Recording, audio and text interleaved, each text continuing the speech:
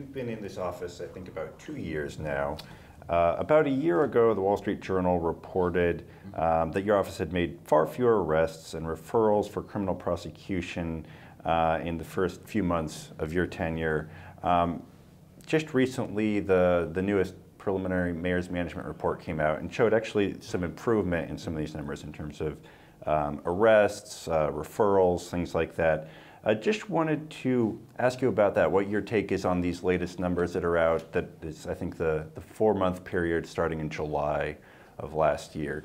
Well, the numbers have gone up, and to give you probably the most recent numbers, which are even more up to date than the preliminary management report, for calendar year 14, there were 300. My first year in office, we did 311 arrests. For calendar year 15, ending this past December, we did 567 arrests. So it's a much bigger number of arrests.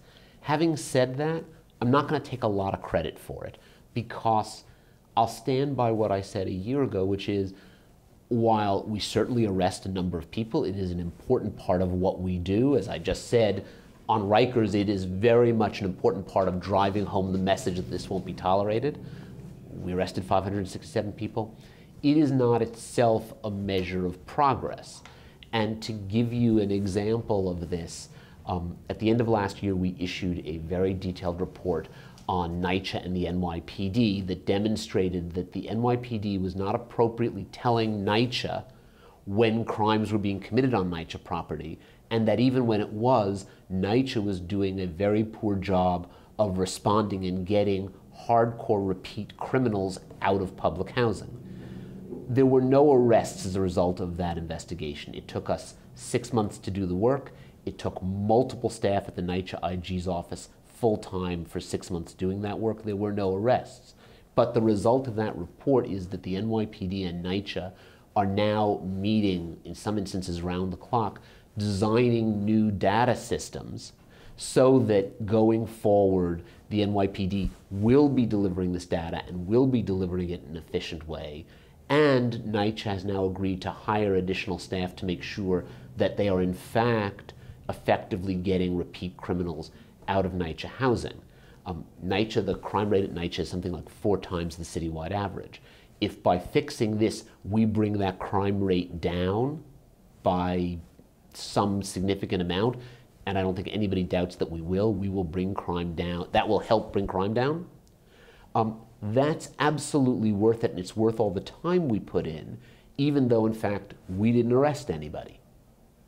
And just to clarify, I mean, some of these numbers, arrests resulting from DOI investigations, referrals for criminal prosecution, there is an improvement from the previous year, but it's still below the last year of the Bloomberg administration. It seems like you're saying that that's kind of missing the point, to really focus on those absolute numbers. I think that's right. And as I said, the numbers, in fact, have gone up by quite a bit, from 311 arrests to 567. But yes, I don't think the way to judge whether we're getting stuff done is solely based on the number of arrests. If we wanted to, we could devote all of our resources, all roughly 700 people who will ultimately be working at DOI when we're fully staffed up, could be devoted to doing nothing but arrests, and that number would go up. But we would not be writing reports like the one we wrote about NYCHA and the NYPD, and the result is that NYCHA and the NYPD to this day would not be coordinating efforts, and we wouldn't be taking an important step in terms of reducing crime. We could have not spent any time looking at homeless shelters and releasing a report that resulted in significant changes in the way the city is dealing with homeless shelters. And in fact, the city has now recently announced they're going to eliminate all of the cluster sites, which is a pretty logical step to get to from the report we issued. Again, nobody got arrested. We could have instead spent the time adding some arrests, but I think that if we, a year from now, have a homeless shelter system where children are not stepping over decaying rodents in their bedrooms, that's worth it. Commissioner Mark Peters, thank you. Thank you.